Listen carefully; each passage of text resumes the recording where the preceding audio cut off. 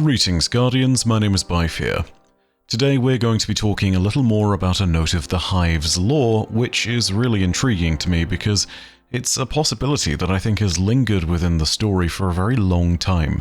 That possibility is simply whether or not Toland the Shattered could potentially ascend to rule over a portion, or perhaps in a dire circumstance, the entirety of the Hive. Into the Light features a grimoire card from Toland that comments on another character who had the opportunity to do just this, Eris Morn, and it's something which I think brings that conversation about what Toland would do into a new context and into a further perspective. So I wanted to discuss it all with you today and shed some light on the potential future story of Toland. If you've watched my recent Destiny 3 video, you'll also know that I've got a small section where I mentioned that Toland is a potential future antagonist in the lore, so I wanted to cover this and give you some further context where I still could. But first, a word from our sponsors at Factor. If you're looking to save time in your day and cut down on the boring prep of cooking, then look no further. Factor meals are delicious, dietitian approved, and are ready to eat within just 2 minutes. They also have a bunch of different options, from keto to protein plus to vegan, so if you're on a specific diet, you can still get exactly what you need within their 35 weekly meal options that you can pick from. And you also get up to 60 add-ons each week, like snacks, breakfasts, and on-the-go lunches. For me though, the biggest convenience of Factor meals is honestly the time aspect of things. I am busy, and when I'm not busy, I'm not looking to hassle and stress myself with anything, not least food, and so Factor fits in perfectly with that. Factor is also cheaper than a takeaway option too, so if you're going to spend money on a takeaway to get some kind of restaurant quality meal at home, well, why not just spend it on Factor instead? So if you want to get yourself some Factor boxes, go ahead and check out the link in the description down below and in the pinned comment, and use code BYFMAY50 to get 50% off your first Factor box and 20% off your next month of orders. Or scan the QR code on screen. Thanks again to Factor75 for sponsoring this video. Anyway, back to the lore. So I know I've sort of dived in here, so in case some of you don't know what's what or why all this matters, we're going to cover our bases first. The story of Toland the Shattered is a pretty complex thing right now, so this is the majority of the video, but for those of you who need to catch up on someone who is potentially a future antagonist in Destiny generally, I think this is a really good time to sit and listen for a little and understand the perspective of Toland, who is one of the most important characters relative to the Guardians and their ongoing conflict with the Hive. He is part of the reason that we know as much as we do. So, who is Toland? Well, you might know Toland as Toland the Shattered, and that's a title that I believe was given to him as a sort of reflection of how the Tower viewed his ideas, with a degree of madness. He was an exiled warlock who delved too deeply into the study of the darkness for the likings of the Speaker and the Consensus. In particular, he was keenly interested in studying the Hive, and his exile made him feel at least a degree of kinship with Osiris, who exiled himself from the city to more freely explore the threat of the Vex. However, whilst Osiris was belligerent, stubborn, and a little blunt, Toland is often perceived as a little more mad than most. And I mean mad in the sense that he came across as a raving madman, not in the sense that he was angry. That being said, the inability of those around him to understand or even want to empathize with his position or his ideas undoubtedly caused him a great degree of ire. Whilst Osiris developed a cult following of sorts, Toland was seemingly shunned consistently enough that his exile was a fairly uncontroversial decision. And to be really clear, warlocks have not fared well in terms of who's been exiled from the city and who hasn't. The city has shunned its fair share of warlock thinkers, from Ulan Tan to Osiris to Toland, and none of them were quite as unsettling in terms of their ideas as Toland, so his exile is seen as uncontroversial, whilst Ulan Tan and Osiris are seen as brilliant thinkers who are generally misunderstood by the Speaker and the Consensus at the time. In particular, Toland's more unsettling ideas were what he learned of the darkness and his understandings of the sword logic. They were what underpinned his words the most. He tried consistently to explain these things to the people of the Lost City and to his fellow Guardians, but to no avail.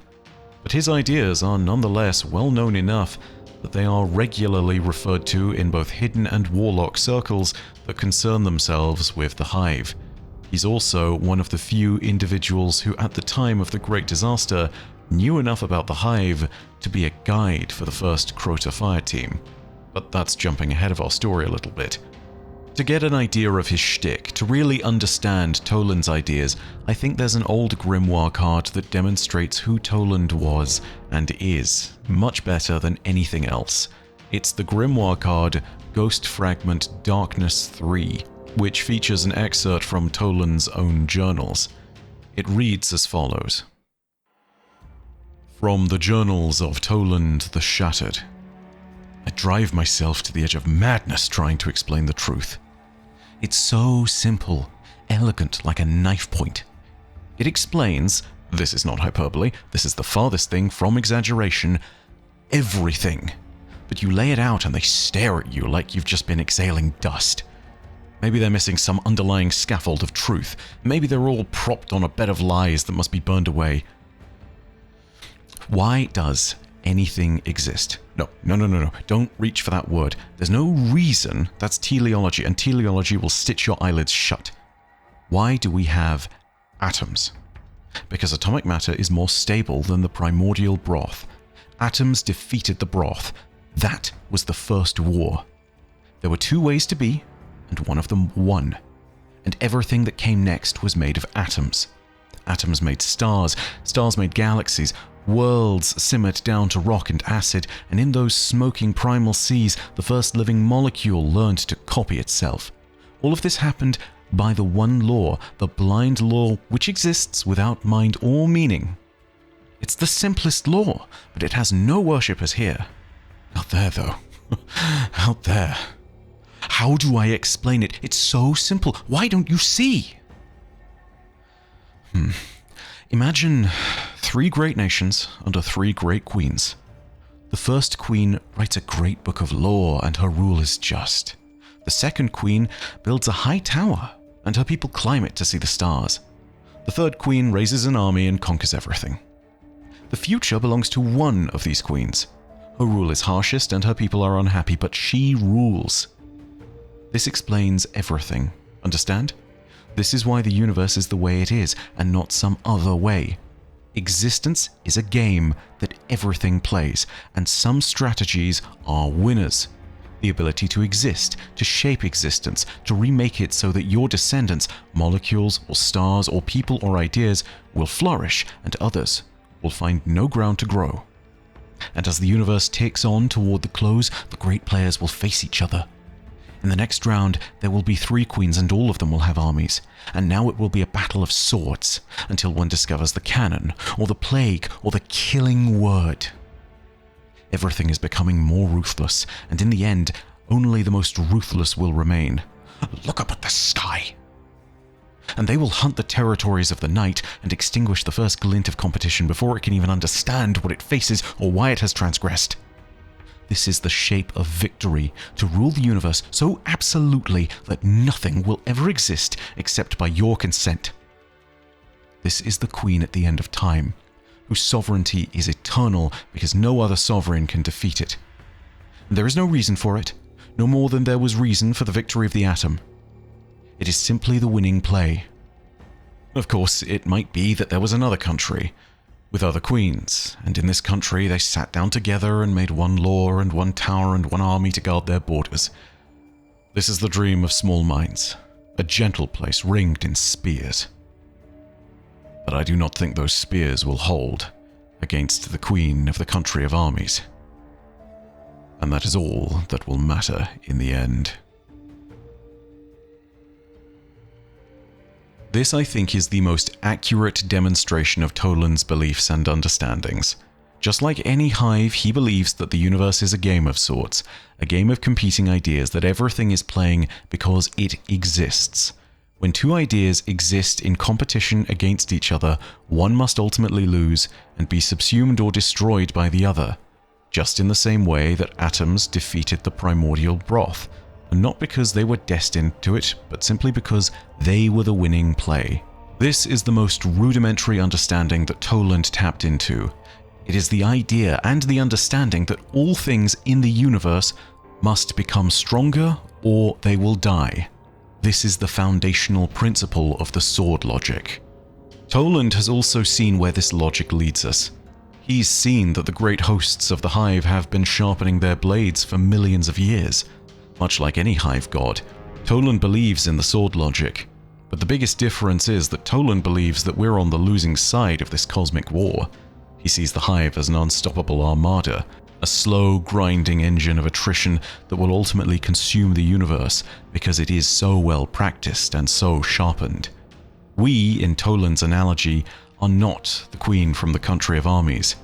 We are perhaps the queens who are ringed in spears, and thus we are destined to be destroyed. Toland's exile might have been a result of the Tower's unwillingness to stomach his ideas, but those ideas were no less valuable when it came to understanding the Hive. This was made evident when, despite warnings, Eris Morn and Eriana III sought him out to assist them on their vengeful mission into the Hellmouth, the mission that they undertook to kill Crota, in vengeance for the Guardians that fell at the great disaster, the Battle of Mare Ibrium, that claimed the lives of Wei Ning and so many others. Toland would join this first fire team that pursued Crota, but it would quickly become apparent that he sought his own ends. He was not there for vengeance. He wished to know more of the Hive and to be liberated from the immortal coil, the false samsara, as his ghost put it, that he had been forced to endure as a guardian. He sought out one of Crota's greatest assets, a wizard known as Yut. But she was more than some simple Hive wizard. Yut was a death singer, a practitioner of an ancient Hive art which sees death itself being described, manifested, and then unleashed ontologically by the singing of a song known as the Liturgy of Ruin. To put it really plainly, the song was death itself, and to hear the song was to die. Whilst Eriana struck back at Crota to secure vengeance, Toland went to speak with Yut and to listen to her song. And so Toland stood before the death singer, and so he heard the words of Yut's liturgy, and so Toland died. But Toland wasn't truly dead in the sense that we understand him.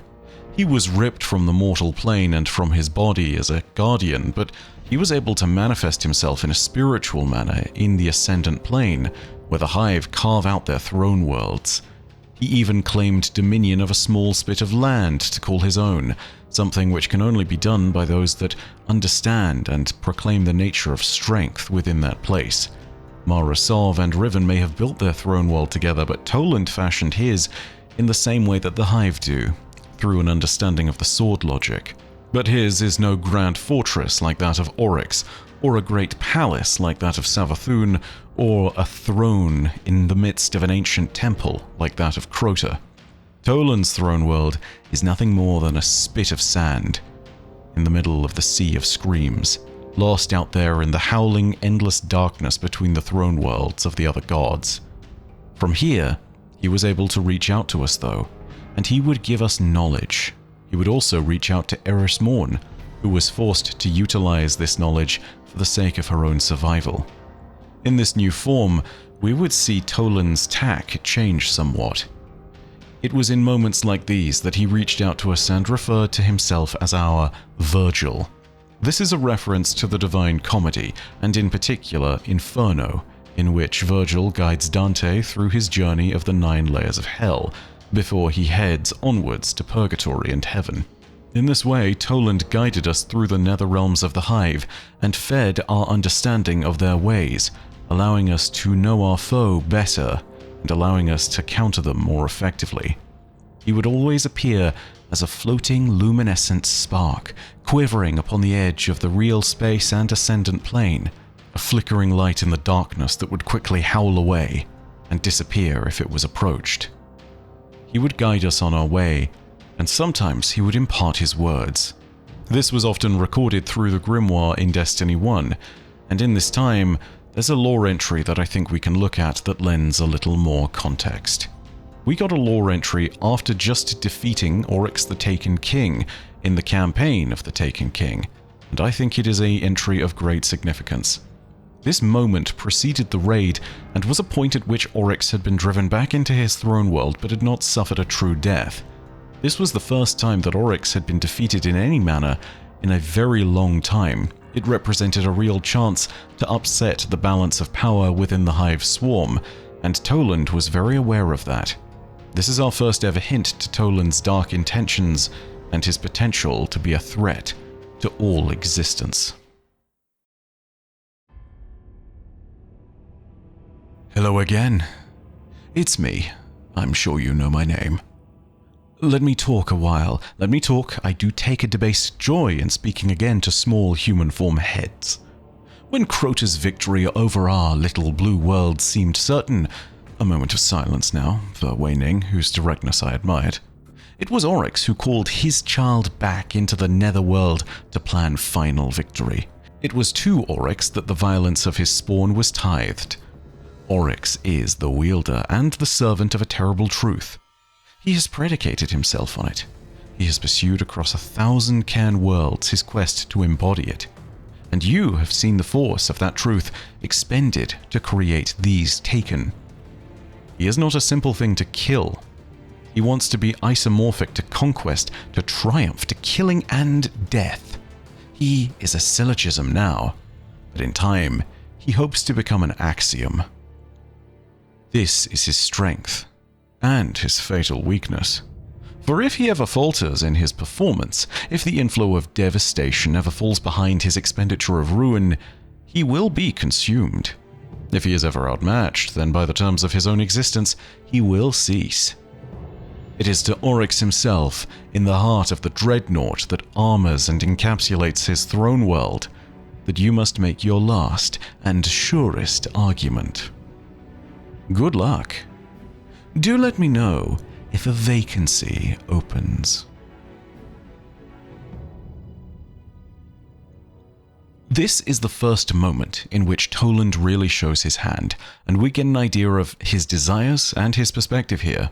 He sees the thrones of the Hive as necessary positions of power that must be occupied because that is simply the way the universe works, and he also sees the ascension of Oryx into something more like a rule of the universe as a necessary and natural part of the Sword Logic's law. If there is something that becomes supremely powerful, it will eventually become a law that everything will fall to it. This is how Toland sees the Hive, as the gears grinding towards that inevitable end of the Sword Logic. The thrones of the Hive are the seats of power and strength in the universe. That which survives will be crowned king or queen because that is the rule. And the rule doesn't exist because someone passed it down, or by divine sovereignty, or because those that participate in the Sword Logic all allow it to happen. They survive to be crowned kings and queens because that is the way the universe works, because it is. Toland also asks us to inform him here of something very important. He asks us to inform him if a vacancy opens up. This is the most important part of the lore as far as Toland's story is concerned. It is as clear an indication of his desires as we can interpret here. He sees such a position that the Hive occupy as being beneficial to whomever is associated with it. Whether he might look to serve a being with such power and in such a position as one of its retainers, or whether he might wish to claim that position for himself, is the million-dollar question. Will Toland serve or will he rule? The thing we can tell is that he absolutely despised us for what we did next. When we killed Oryx the Taken King, we used corrupted light to defeat him, burning away his power with the logic of bombs, not swords. That's a pretty loaded lore reference, so let me explain it. Sword logic is a simple, elegant rule. If it's stronger, it will win. Bomb logic is the logic that is not attached to darkness but to light, and it implies that whilst individual components of something may actually be weaker than that one simple component that can bluntly smash them, in combination, those singular components can make something stronger. It is a sword of one component versus a bomb of many components. The bomb is inert until you construct it, and when you trigger it, it is stronger than any single sword. This is the logic by which we conquered Oryx, not by his own laws alone. We conquered him with the use of the light, as well as darkness. Most crucially of all, though, we didn't take the throne of Oryx upon his defeat. And this is the cardinal sin that we have committed in Toland's eyes. To say that it enraged him would be an understatement. We get his words on the matter in the Grimoire card for King's Fall, which shows us Toland's perspective as we depart from killing Oryx. It is quite something. Where are you going? No, wait, listen! I was right at first. In the ever-expanding, blighted place, even light must obey the sword logic. Even you Guardians, you best and brightest of the dying dawn, you drew blood in honor of the taken king. The war priest did his duty and you did yours. Oryx was challenged, yes, but challenged in the way of the Hive, which is to say that challenge's worship is challenge's power. Sword logic. You played your part well. You were not supposed to touch the light. How did you find your way into the king's cellars? How did you even recognize that benighted draft for what it was? Do you not know that the Hive pursue light precisely for the purpose of devouring it with slathering jaws and slick, greedy, gulping throats? How did you take, or rather untake, the blighted light that Oryx gathered to offer in sacrifice to Akka, and ignite it so that it burned and burned the darkness? It was barely light anymore. But you took it, and when you took it, you did not keep it, you set it free. You fools! You disastrous, bumbling squanderers! It's not right. Who now shall be first navigator, lord of shapes, harrowed god, taken king? Not you. You might have been kings and queens of the deep, but you have toppled Oryx, and you have not replaced him. There must be a strongest one. It is the architecture of these spaces. Why are you leaving? It is the architecture of these spaces. There must always be a strongest one. These words hint to Toland's true beliefs. Toland believed that we should be the next sovereign of the Taken, and as the ones who had defeated Oryx, we were the only ones who could take his place. But we walked away. For this, he regularly refers to us with a new title, Squanderer. This takes us now to the events of the last year, where Eris ascended into a Hive god and took on the aspect of vengeance. She rose to become the most powerful Hive god of all time for a brief moment, and used that power to reject its very notions. She banished Xivu Arath from her own throne world, and in that moment undid her own power as the Hive god of vengeance, because she banished Xivu Arath instead of striking her down and killing her, as would have been desired under the logic of the sword. She lost her power that she had gained mere moments before, and returned to her human form. Xivu Arath was left mortal in the exchange. And you can bet that Toland the Shattered had thoughts about this as well. We had already done something that he would have seen as apostasy, as heresy. We had squandered the power of the Taken King and had walked away from a dark dominion that spanned the stars for millions of years, built upon the bones of trillions of dead. But Eris, she had briefly become the most powerful Hive god in history. Powered by the invocations of those she fought to achieve vengeance for, she could have taken the dominion of every swarm in the Hive and could have drowned the universe in the violent tithing wave of her powers. In Toland's view, she perhaps could have approached becoming an axiom. She would have been the law of vengeance. But she chose to give all of that up for the sake of her friends, her people, her humanity, and her future. Toland would undoubtedly see her as the greatest squanderer of them all. And we know that because now, in the new Grimoire cards from Into the Light, which, thank goodness, this time are actually in the game at last, we get to see one side of a dialogue between Toland the Shattered and Eris Morn. It's mostly just Toland speaking, and he let Eris know exactly what he thinks. It reads as follows. Eris, tenacious Eris, Crota's bane, Oryx's sorrow, ruin of Xivu-Arath.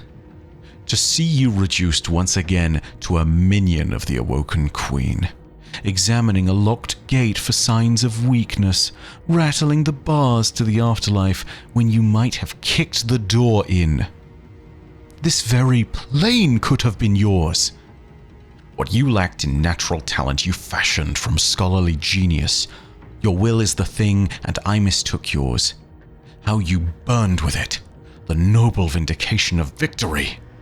Every sword ever raised against you, can I say against us? Down through the long years of history. Vengeance killed Oryx, why not his sibling? But you threw the match. What good is a mortal blow half delivered? You wet your blade and threw it down.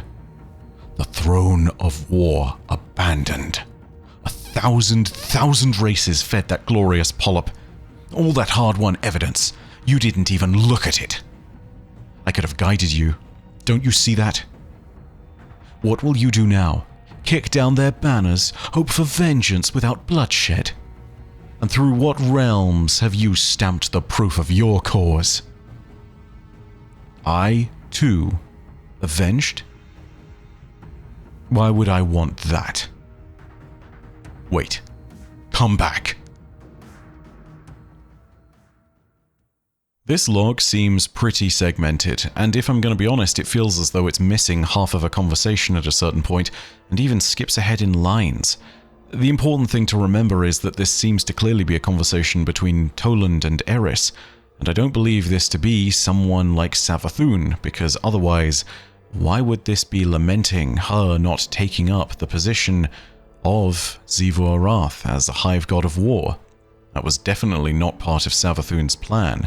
It was a possibility that Savathun thought might happen, but she understood how the skeins of fate would move and believed correctly that Eris would not hold on to her power once she had banished Xivu-Arath from her own throne world. So yes, I do indeed believe that this is Toland, not to mention that instead of calling the Awoken Queen Mara, which is much more personal for Savathun, instead, the Awoken Queen is just the only reference that's used. And this is the kind of language that Toland has used before, so I'm pretty certain this is Toland. Eris also has an intriguing part in this conversation, I feel, because at the very end, there's almost a questioning moment from Toland, almost like she is turned around and told him that she also secured this vengeance for him, hence why he replies, I too avenged? Why would I want that? It's almost a question that drops in the middle of nowhere, and so I feel that must be the reason why. But this is all moot, because at the end of the day, once again, Toland has been left to pick up the pieces of divinity destroyed by the Guardians of Sol and then squandered. And it's this moment that really makes me fear, because Toland has watched us do this multiple times now. He's watched us defeat Crota, Oryx, Savathun, and now, almost, Xivu-Arath. And how many more times is Toland going to watch us throw away the power of the Hive before he rightly or wrongly says, fine, I'll do it myself? He was already inquiring as to whether or not there was a vacancy in Oryx's throne world after his death.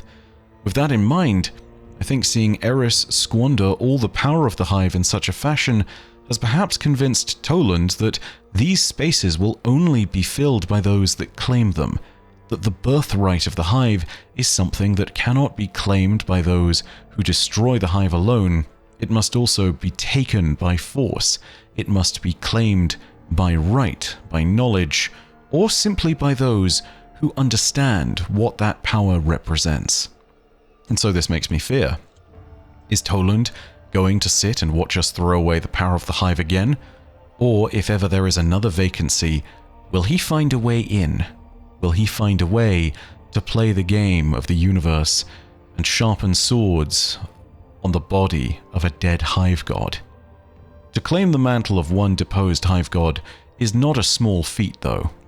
Power is required in order to claim such position, and Toland lacks power. He has the understandings of the sword logic, but this is not enough, and so we need to keep tabs on him. It isn't clear how much real power Toland has, but at the moment, I think it is enough to say that it would be concerning should he ever become in some form ascendant in the future.